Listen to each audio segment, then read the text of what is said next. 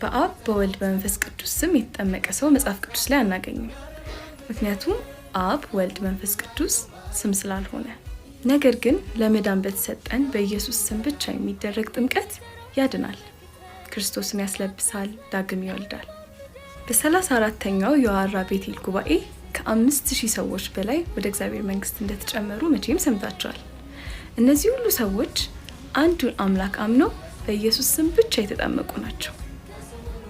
አይደለም በሺዎች በሚቆጠሩ ነፍሳት በአንድ ነፍስ መዳን ሰማይ ምን ያህል ደስ እንደሚለው ታውቃላችሁ?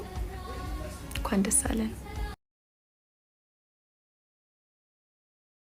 እንዲህና